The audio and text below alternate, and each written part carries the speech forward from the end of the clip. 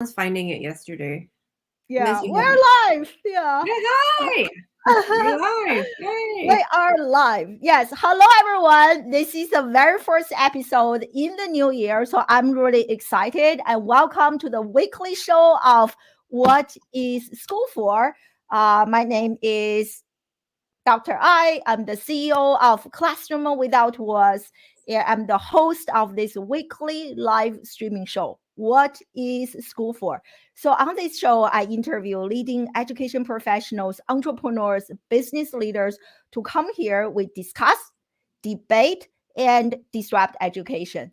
The goal is to future proof the next generation. Today, I'm extremely honored and excited to have my dear friend Dr. Adeline Koh on the show to talk about her journey from being a college professor of literature to where she is today, a very successful CEO running a very profitable company called Sabbatical Beauty, a skincare company. And so we're going to talk about her journey and also share some advice with you. So, especially for those of you who are still in academia, if you are not feeling so happy, so there is another way. And as always, a big shout out to StreamYard for being a sponsor of our weekly live streaming show. So in the comment section, there is a link for you to check out StreamYard for free for 2 weeks. I love StreamYard. And as always, I want to encourage you guys to join us live on Amazon Live. If you just enter in your browser, classroom without words.live, you should be able to watch us live on Amazon Live. So why do you want to watch us live on Amazon Live? Because on Amazon Live, I have a list of books and products, things that I love, I recommend. So you can check out my store and a number of books related to disruptive education, homeschooling, parenting, and gears for technology. So you can check them out. Okay. So here's the link on the screen. Without any further ado, my friend, welcome to the show.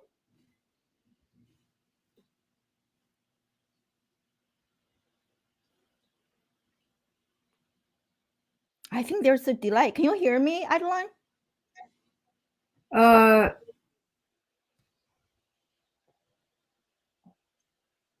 Looks like she can't hear me.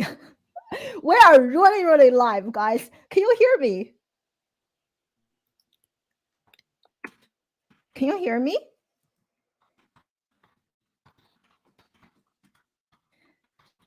We are having some. Yeah, everyone, let me know in the comment section where you guys are joining us live from, social media wise and geographically speaking. Can you guys did you ask me a question? Couldn't really hear you. Can you hear me now? I can hear you. I just checked on my end. Everything's fine. Yeah, they can hear me, but they can't hear you.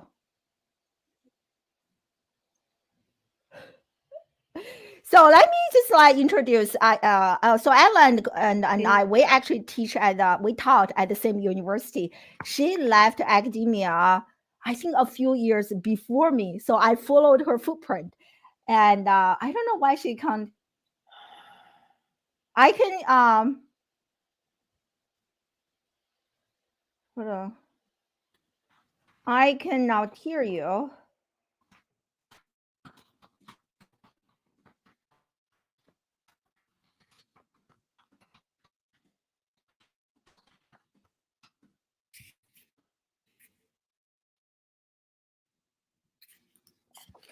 So can you hear me?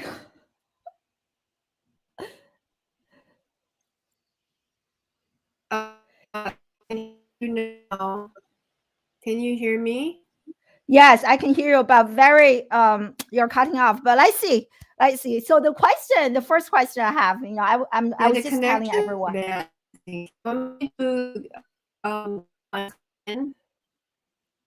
Yeah, the connection looks fine. My Wi-Fi looks very strong. And can you check on your end, Outline, the connection? The connection seems to be okay.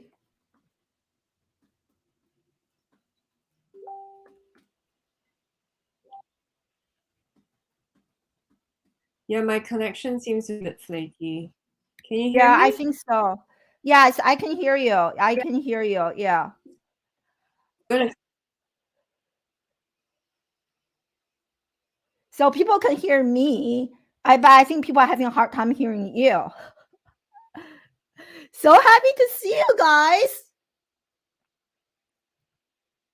And as I said earlier, and Adeline is actually an award-winning college professor, and we joined the same institution at the same year, I think. Yes, at the same year. But she left 2 or 3 years, 1 or 2 years before me. So after she left, I also resigned. I think 2 or 3 years later, I also resigned from my own position. And so Adeline started, she's based in Philadelphia. She started her own skincare company from scratch. Like that is courageous, right? Imagine from a college professor of literature teaching Shakespeare and to running a very profitable and successful company, Sabbatical Beauty. That is amazing. And that's why I want to have her on this very first episode in the new year, because I really want to encourage everyone, like my planner, right? She is a disruptor. I want everyone just to disrupt more, be really courageous in the new year. And because what I have learned from my own journey is that magic happens outside the comfort zone. And I'm so happy that I made the decision a few years ago to leave academia. Hold on, she's sending me, please come back. I think. And I was reflecting on my own journey, like I'm so happy. When I resigned, it was such a scary like decision for me to make. I had no idea if my business was going to take off. Am I even going to make any money? And will people even pay me? But like a few years later, and I'm so happy that I resigned. I think it is the best decision that I have ever made in my professional career.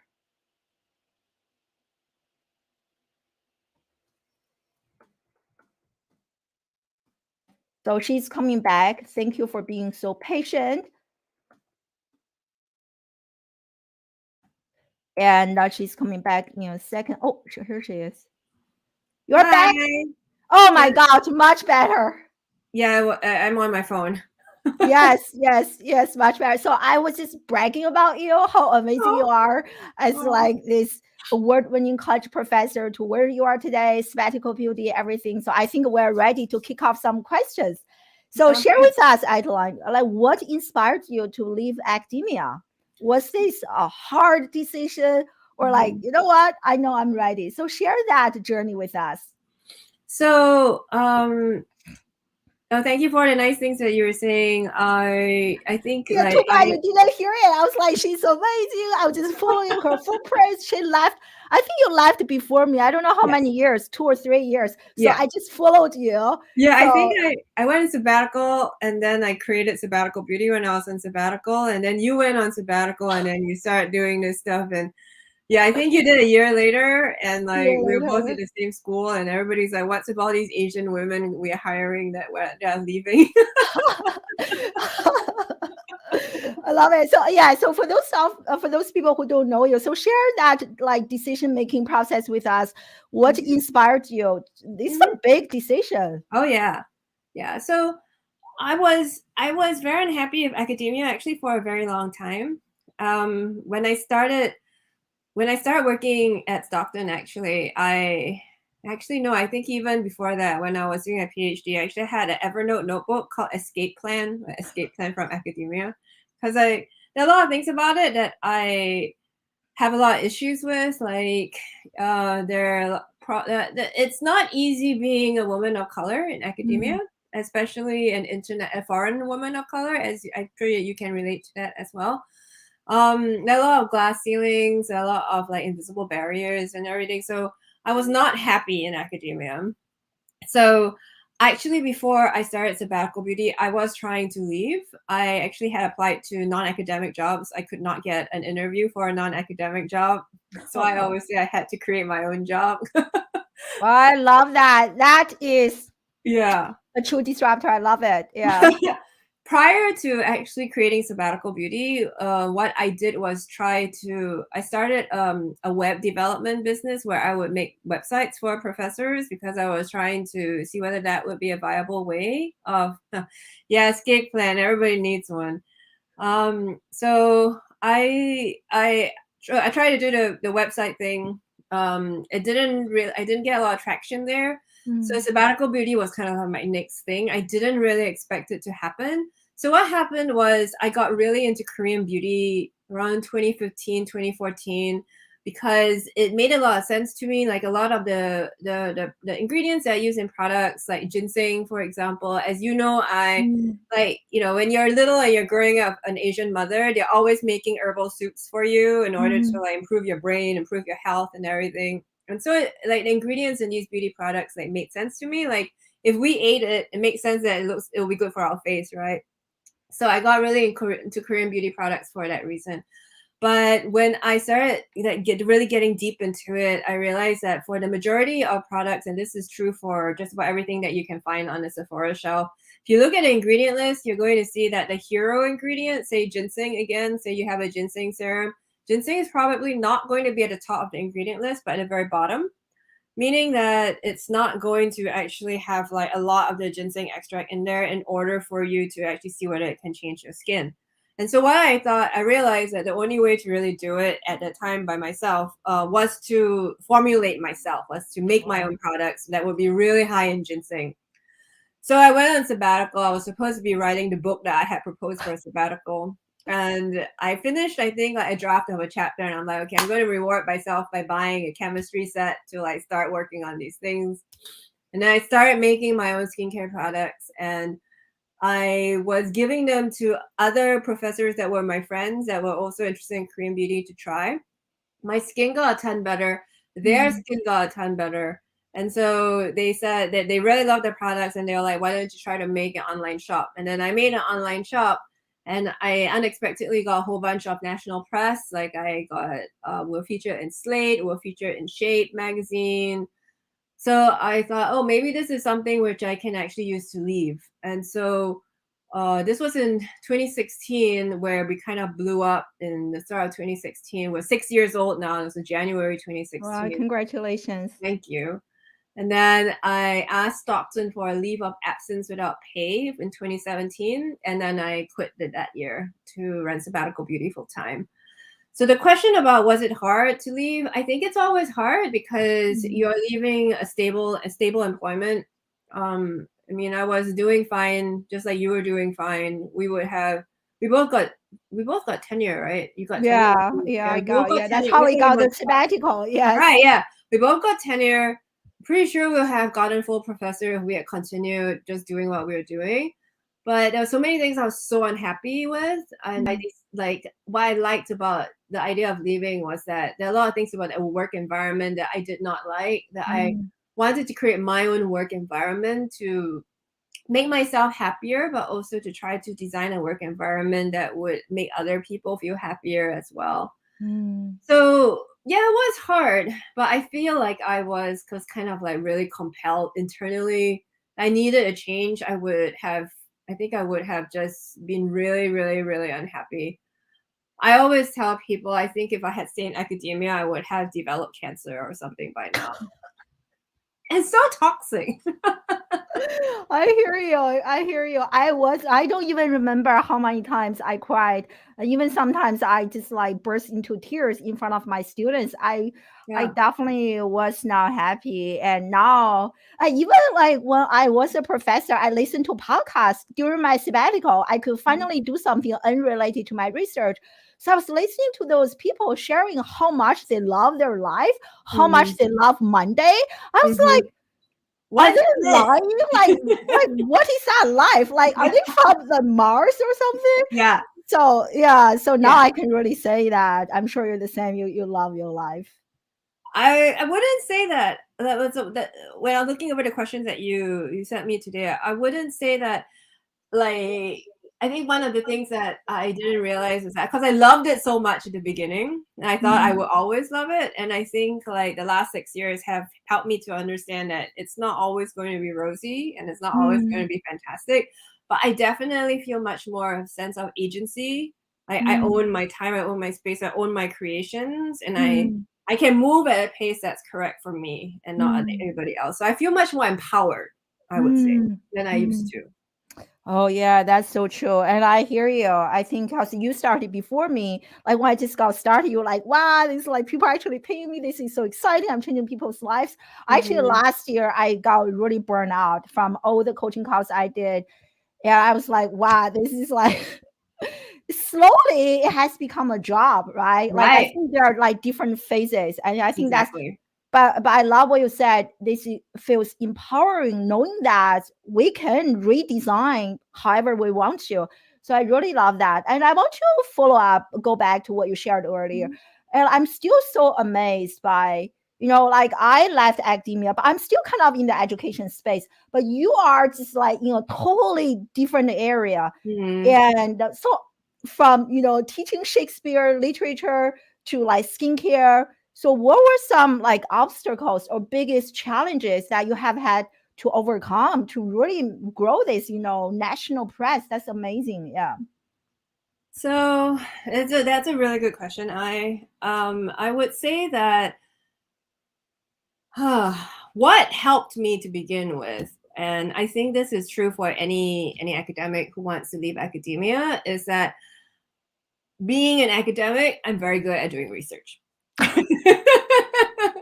And I learn very fast, just like pretty much every academic does, because that's what we really are, professional researchers, right? That's true. That's And true. so what had really helped me to leave in a completely different field, I would say, is that tool set of being able to like get an overview of a field that you have no idea about and like learn it enough that you can kind of know what's going on. Because I think that's what's the most unexpected thing about entrepreneurship, that you just kind of have to know everything, which is really annoying and really exhausting. Because first I had to learn formulation, and then that wasn't enough. I had to, how do I build a customer base in like an industry which I'm completely unknown, right? And I never saw myself as a beauty person.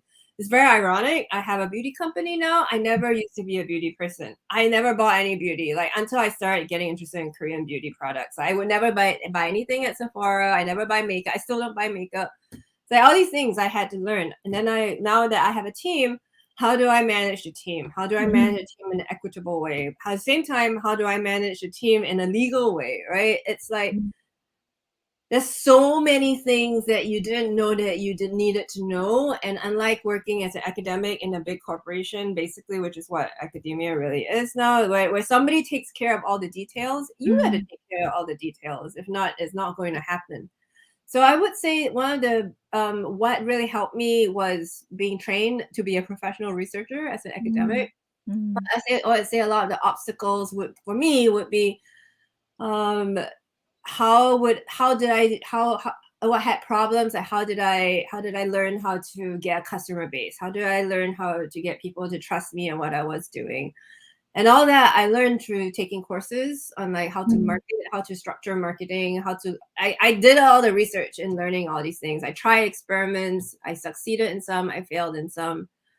I'm lucky that my husband is my co-founder. He's my partner in this, and he's a lot more cautious than I am. I would say, like I rush headlong into things and I want to do things, and he's a lot more cautious, and he's a lot more sensible when it comes to like not spending the money that I want to spend, because I think it's going to have big results, and he is much more cautious about not spending so much, and maybe we don't maybe not get a huge result, but we also don't have huge failures. That's the result, right? That's right. So I had my husband, and I think that was very helpful. I had a business partner that helped me to manage the business so that it still exists today, and it's still pretty successful today. But the obstacles were a lot. Like and you know, I think like what I was giving up a stable job and that I would, you know, get a good income and I would get a retirement income. I also got hugely attacked. Actually, this is the juicy part. I got hugely attacked when I started Sabbatical Beauty, and like actually 6 years ago in January. So when I started trying to experiment how to formulate products, I was following people who were also interested in Korean beauty, who had also started trying to DIY beauty themselves. And one of them was pretty high up, like she was like part of this exclusive Korean beauty blogging circle. They're still really famous today. And her friends all started accusing me of stealing her formulation. Oh no. Which if you actually looked at the ingredients, it was really kind of stupid because they were saying that, oh, you use 2 of the same ingredients, so you're stealing a formulation, which is like stupid, right? Anyway, but they accused me of doing that, and I found that very interesting. Because like, you know, I've also gotten in, I also, as I don't know whether you know, but I also got like in trouble in academia because like I would say things that would make people upset.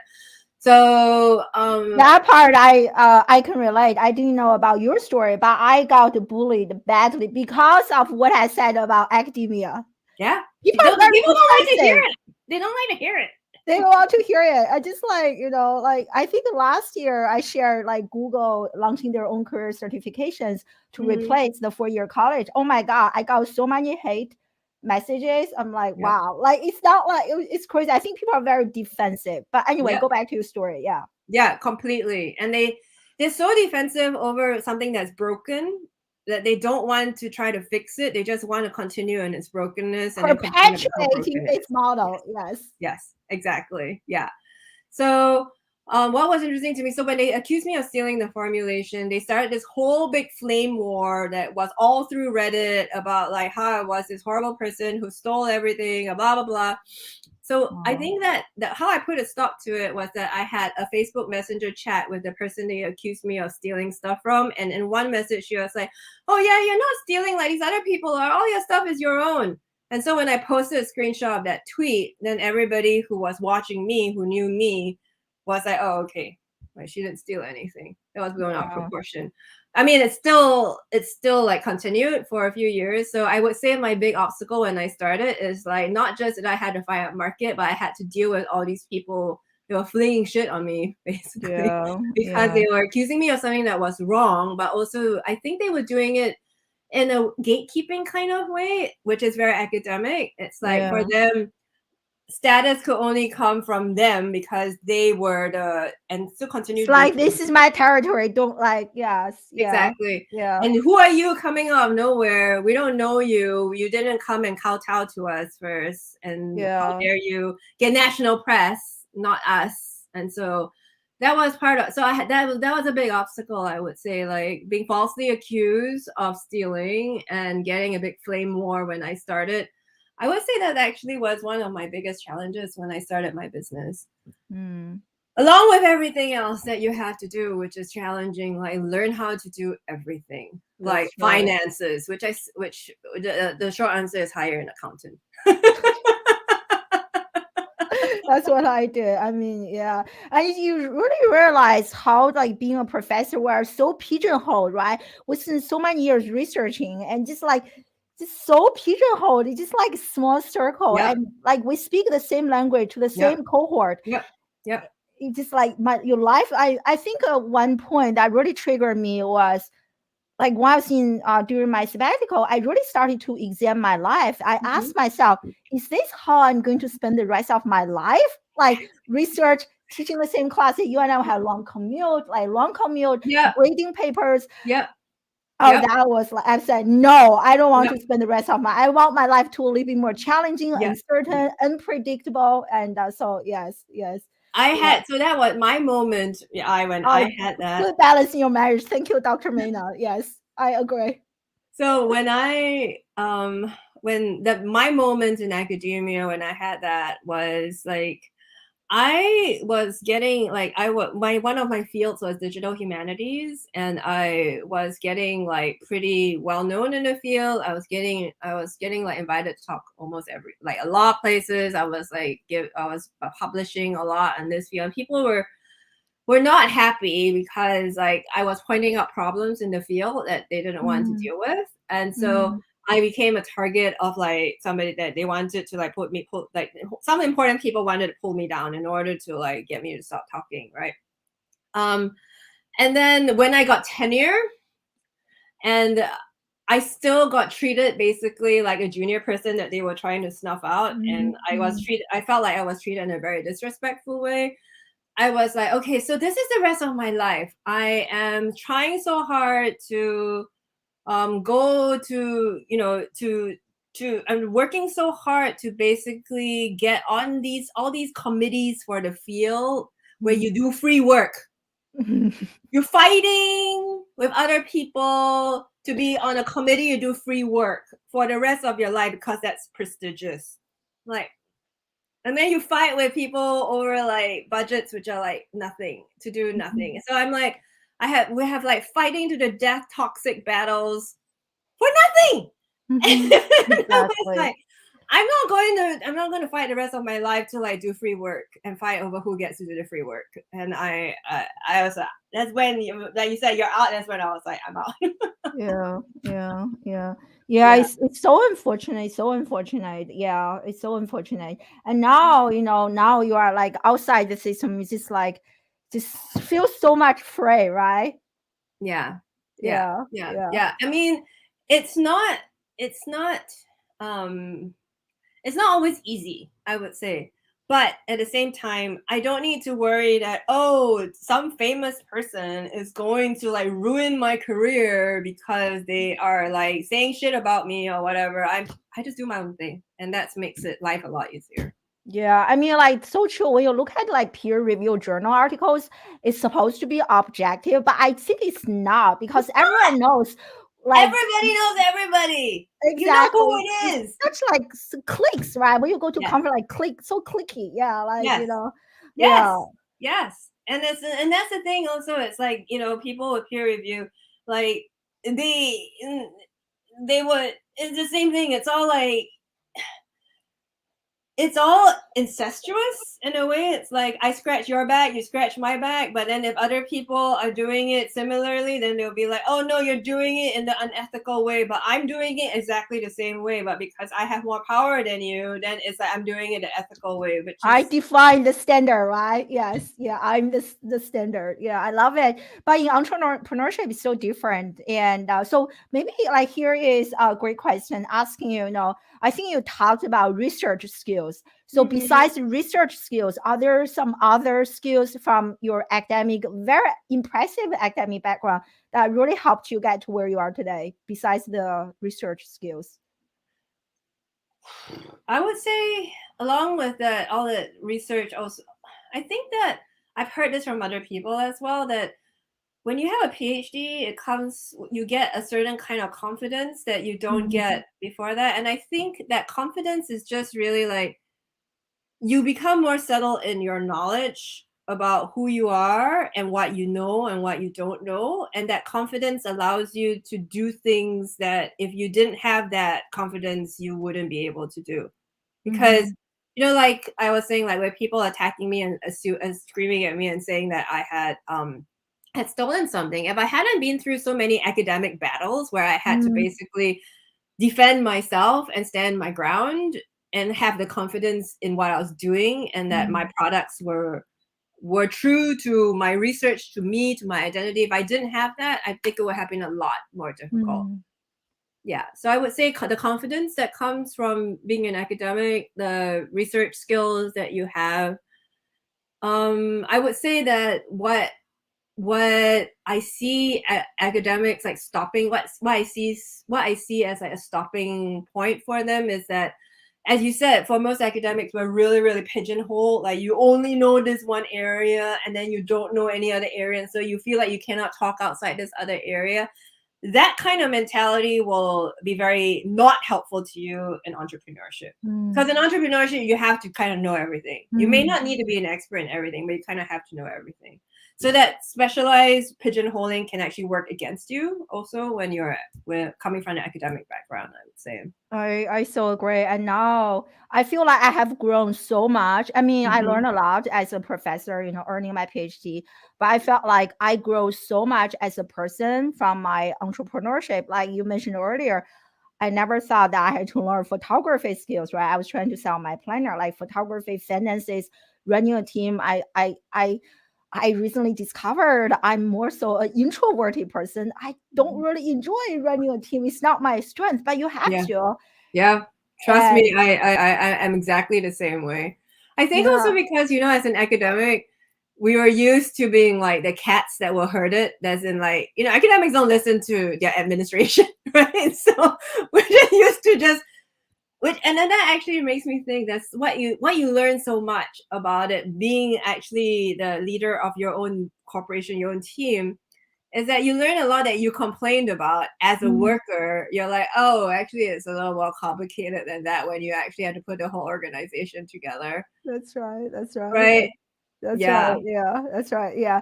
So reading this comment from Dr. Mena, thank you for joining us. Funny because she is running from her own business into academia. I hope this conversation will give you some Yeah. insights. Ask any questions if it would be helpful to you, please. Yeah. We have actually quite a few people in academia calling. I think also in academia. Thank you for joining us. Yeah. And I want to talk a little bit about, I know that you have way surpassed your salary as a college professor. And so when you first made more than how much you used to make as a college professor, like what were you thinking? Because I realized I had so much mental blocks regarding money.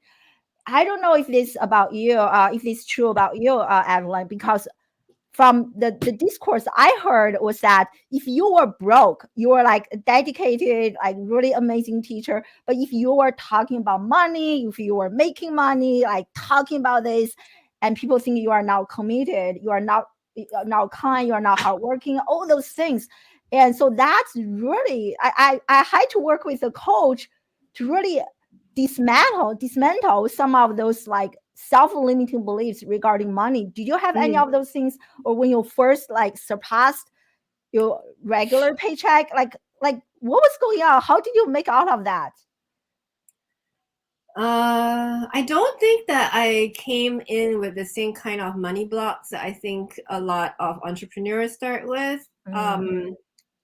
I think that I surpassed my salary the first year that I did Sabbatical Beauty. So the problem is that my sales are, since I started, are more kind of flat rather than like exponentially growing. But like from the beginning, I did better than my professor's salary. So I think the reason maybe why also is because I felt like I was undervalued in academia. And so because I genuinely felt undervalued, that I was like, why am I working so hard for so little? And I'm struggling compared to like my friends in other industries where they have so much money they can there's so much money, right? So I was like, why am I working so hard for something that I truly loved and I truly believed in, but were paid what I didn't feel like I was getting remunerated enough for it.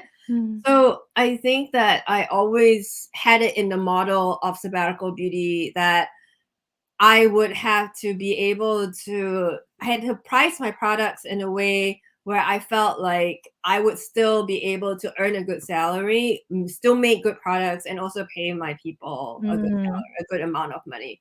So for that reason, like when I first started making products, like my products were way too cheap, and I didn't really understand how pricing worked. And now I understand more about how pricing worked. But as I grew to learn about it, I understood then I wanted to have a high-end brand, and I wanted to have a high-end brand because it reflected several things about me. It reflected, first of all, that I'm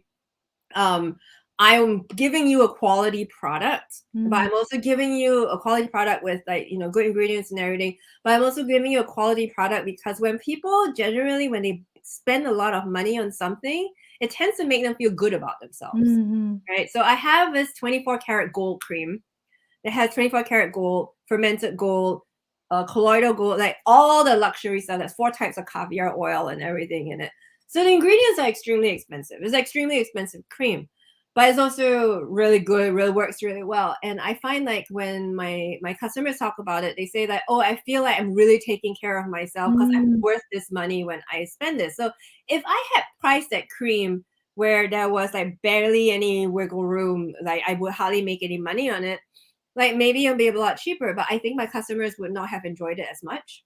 My customers would not get as much out of it. So in that sense, like I don't think I've ever had if I did, I learned pretty quickly that I'm priced my products so that I can live a good life, my employees can live a good life, but also my customers feel like they're taking care of themselves, and they also feel good because they're paying a company that does ethical things at the right rate. So that's kind of like the whole rationale behind it for me. So yeah.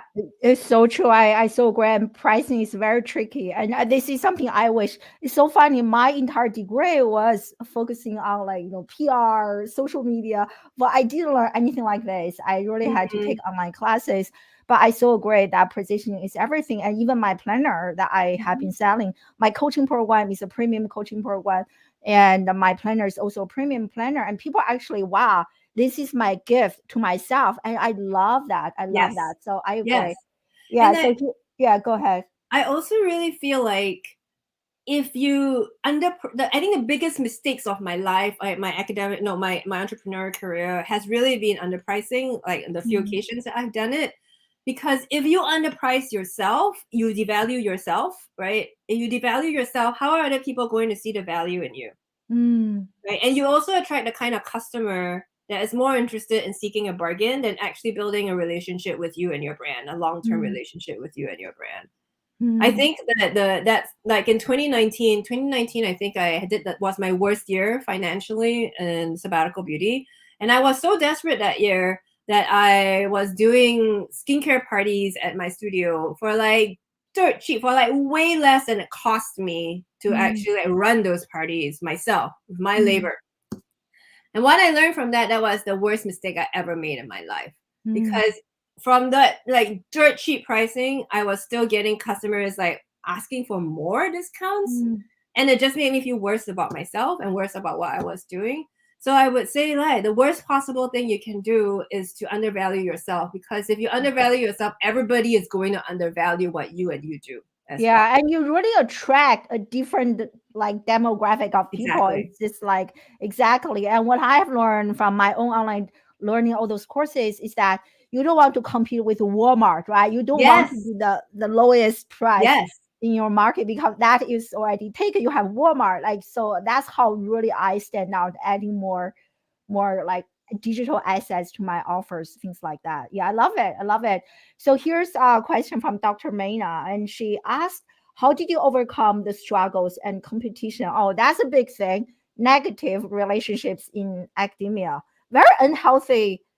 I like, before you answer this question, I still remember when I was a PhD student, every Friday or so, and we have these meetings, everyone just share, I have 3 publications, tier 1 journal, and you just listen to everybody. Was like, wow, I suck. Why am I such a failure? Oh, I still a mental scar. But yeah, so go ahead. What do you think? My answer was that I left.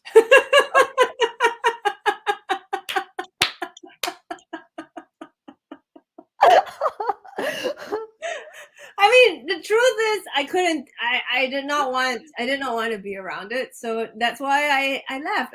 That's part of the toxicity. That's part of the things that I hated about it. So I left. I mean, I don't think that everybody experiences it, and maybe to the degree that I did, and I think you did. I think a lot of people do experience it. Not everybody maybe reacts as negatively towards it. I would say that for my friends who I respect that continue to stay in the profession and are still in the profession, you need to find your allies. And you need to find your allies, and you need to find the allies who will be a group of you and protect you and protect one another. You need to find your community. I don't know whether you can actually change the dynamic of things because the industry and the field is so broken that like I think just being in it kind of like by default turns you into this kind of person. Like you said, everybody's comparing really toxic things. Who worked harder? Who overworked that week? All like Oh my God. Oh, don't great even get me things. started. Like, I think at some point I served on 10 committees, which was insane. Yeah. Which was insane. Yeah, Yeah. I also don't feel like the committees I actually served on was generating any like true impact, was actually making any substantial difference. Mm-hmm. No, it was just Nope. like to keep the system alive, right? Yeah. Yep. Yeah. Exactly. Keep the broken system alive in the broken way. Exactly, 100%. And people like us who can't stand it, we just left. And so Yeah. people who are inside there continue to yeah. But for like, give us some advice, Adeline. I really love your journey, very successful. So for other people who are still in academia and they are not very happy, and what advice do you have for those people? So the first thing that I would say is that academia makes you undervalue yourself and your potential. It's like the structure of how you learn things. Like we just talked about the pigeonholing, right? Moment you step outside a line, you're like there's a ruler like on your hand, like no, you're doing the wrong thing, right? No, like trust yourself. You're smart. That's why you're an academic. You can learn things. Trust yourself that you can learn enough to get you outside of what you want. Trust. Listen, I would say what academia tried to take out of me, which it didn't really succeed, is to trust your own instinct. Trust my own instinct. I would say academia, right? Because especially because of its like reliance on Western rationality and logic. It's all about the mind. It's not about your feeling. It's not about your intuition. It's all about, is there a rational, whatever, like quantifiable reason for something? Like, yeah, those are important tools, but fundamentally trust yourself, trust your gut feeling. If something tells you something is wrong, listen to it, try to figure it out, like where it's coming from so you can try to address it. But trust yourself that if you're feeling that this profession is not for you, that you are fully capable of finding something else that you will really like and enjoy, or an environment that will really appreciate you. Right? Because I know that what people generally really appreciate about academics is that we learn fast and we can execute things quickly also, because we learn things quickly. We are able to like, some of my business coaches have been called me, they call me like the Lisa Simpson like expert learner. Because like, they have a course. They have one of those self-paced video courses, and most people would take like 2 months to go through the course, or at least a month, and I will watch the course in like 2 days, and then I will have memorized all the information. Academics are capable of doing this. Being able to do this means you can get out of this system that you do not enjoy. You can find something that you like. Just don't listen to everybody else in academia. Trust yourself and do your own research, do your own exploration. Don't listen to just people in your circle, especially academic circles. You're capable of a lot more than your That's such a good point. I never thought I would ever, start my own company, surpass my own college professor salary, things like that. And I felt pretty bad about myself because you were just like, everyone's just doing so amazing. And I was just like, in that constant comparison. And now I feel like a lot better about myself. Did you read the news? William Patterson, they actually laid off like 100 or more than 100 full-time professors. And I think, like traditional people, tenured professors. Yes, a full-time tenured professor. Let me share. I got just found the article. I mean, they blame COVID for the situation. I don't think only because of COVID. I think it's just like COVID is probably the trigger, accelerated the entire thing. But like I once did a talk at William Patterson, and it's in New Jersey, and but they laid off here. They laid off here. Nearly 100 full-time professors over the last 3 years. That's pretty crazy. And I think, like developing the skills that you and I have been talking about can really give us an extra layer of job security. Now I feel like, even if this business is not working, whatever, I have the confidence and skills to start something new. Yes. And Yes. yeah. It's like you said, learning new things you never thought you would learn, right? So my quarantine project since COVID started was to really improve my website photography. So I started doing a lot of research and learning a lot of photography. Now I think my product photography looks pretty good. You look amazing. Everyone, let me share the Instagram again. So everybody should definitely check them out on Instagram. Like, I gain inspiration from how you are taking pictures. Yeah. I appreciate that. They look very, very good. Yeah. So here's another question from Alice. So one troubling part of, and she is still in academia, and part of academia is all the solid research that is not being used to make our educational system better. Yep. Yeah, it's just like we were talking about this earlier, like pigeonhole, just like people in the same circle understand what you are talking about. When you speak with people even outside your circle, like, what are you even talking about? Yeah. I mean, I completely agree. Like, it's, when you pointed out the thing about William Patterson, I think I've also heard in the last year, like a number of small colleges all over the place actually either shutting down or cutting out all their staff or like most of their staff. And it's not, and as you said, it's not just COVID. It's the fact that the system is broken. I think it's the fact that everybody partially. I'm on a call. I'm on an interview. Sorry. What was I saying? So no, you're saying that it's not just COVID. Everyone's blaming COVID. Like, students are now going back to school. Yes, it's not just people are being laid off. But exactly, it's not just COVID. It's the fact that I think a lot of the way in which we've organized education in this country, in the United States, it's like you have the Ivy League, you have the top schools, and then you have all the other schools that are basically using the same MBAs to run the school in order to attract people into the school. And they're all trying to do the same thing. They're all trying to move from colleges to regional universities. They're all trying the same tactics. They're all competing against each other, doing exactly the same thing.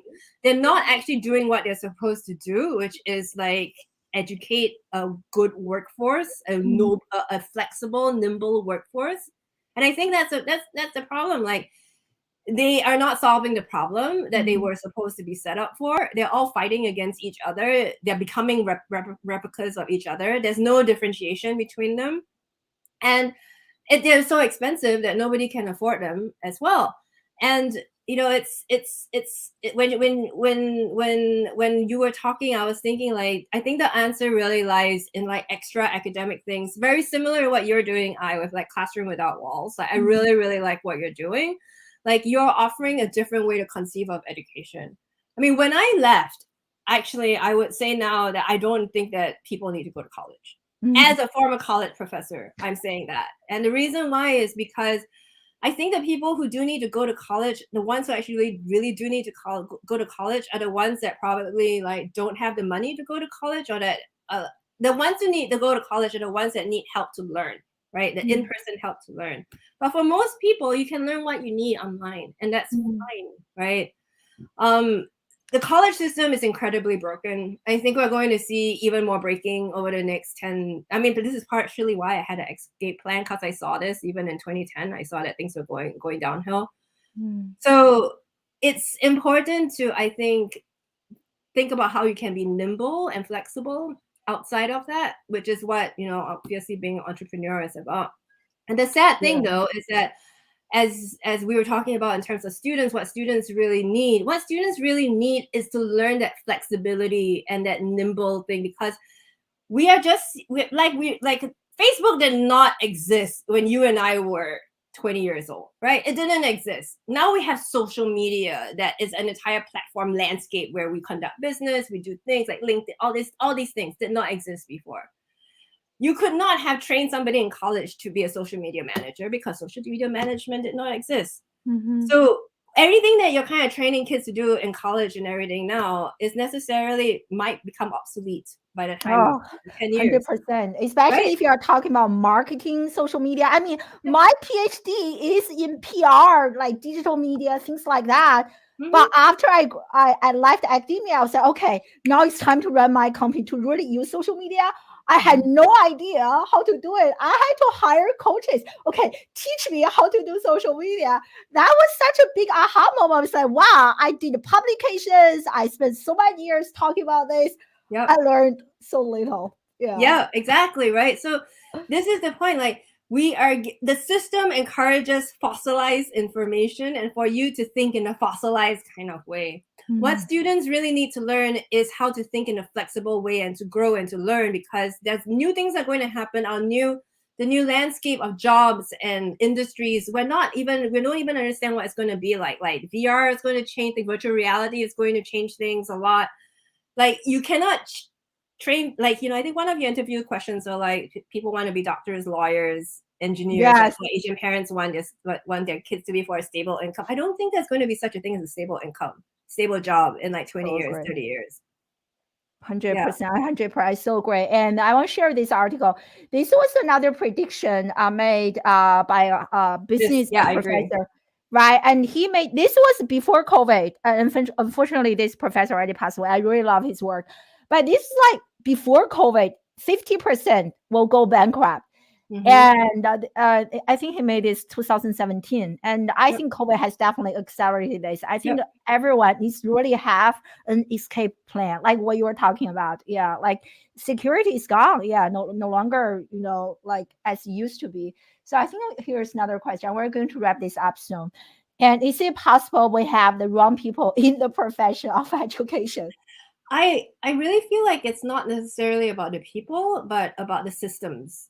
Like, how education is taught, how education is credentialed, what makes you an educator, what makes you a good student. There's so many things wrong with the system of education. Like, one of my favorite thinkers on this subject is Kathy Davidson, and she's done a lot of work on where she's basically saying that how we educate people comes from the industrial model, comes from the Industrial Revolution, where everybody is seen as part of a little the education, the school is a factory, and all the students are little units coming out, which implies that the same education is right for everybody and that everybody's going to come out the same. And that's just not true. As you know, everybody learns differently. Everybody has like different things. This is not, if we continue to do things in the industrial education way, we're going, it's not about so much the raw materials, which is the people that are going in, but about the entire system of what is education, what is considered a good education, what's considered a bad education,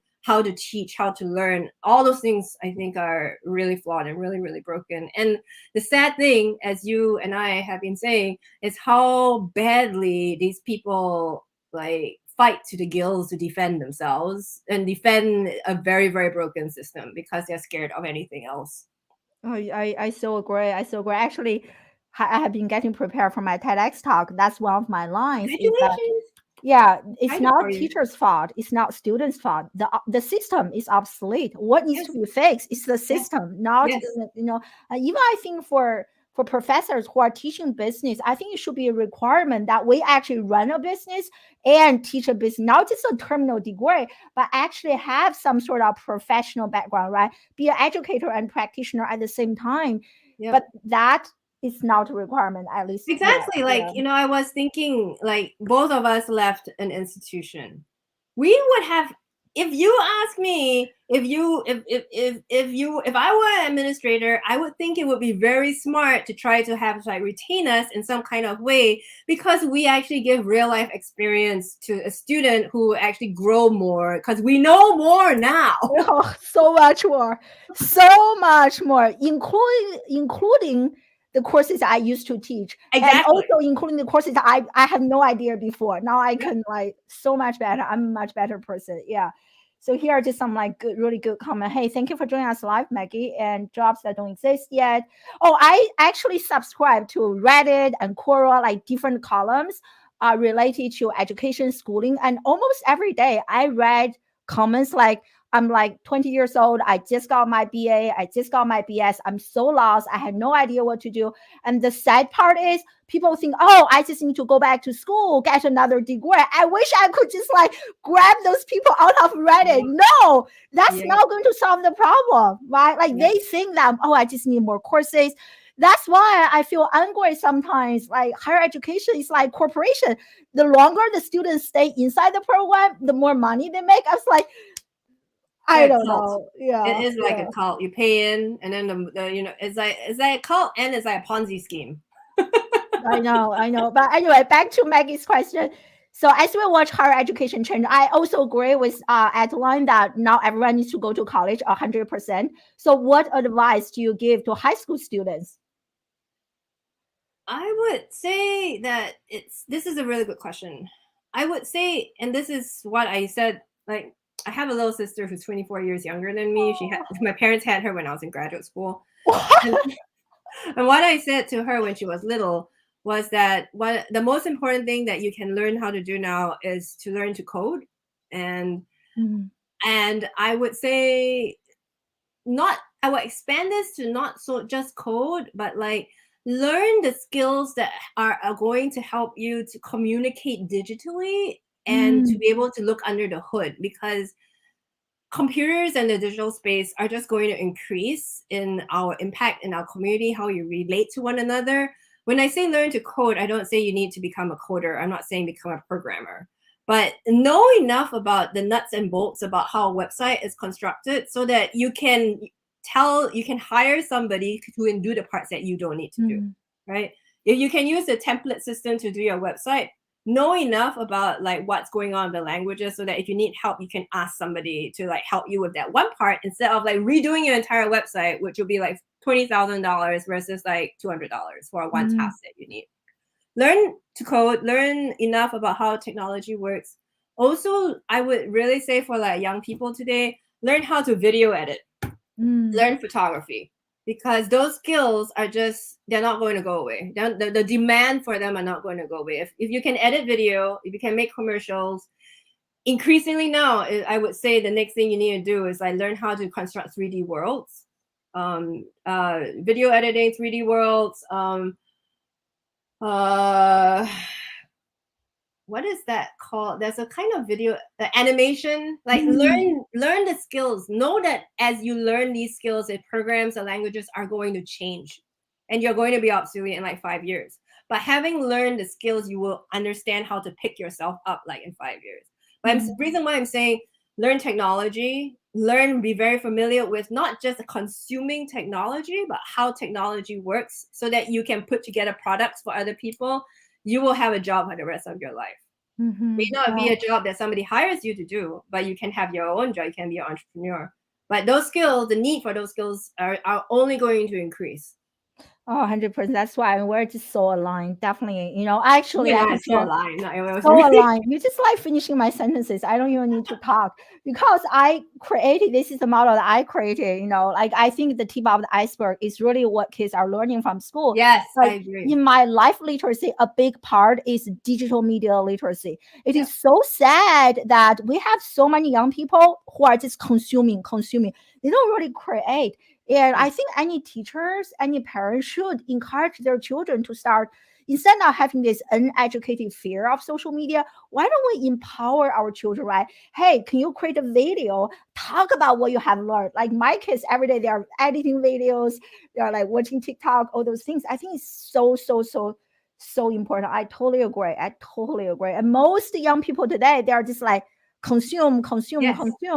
Yes. So few of them are actually creating.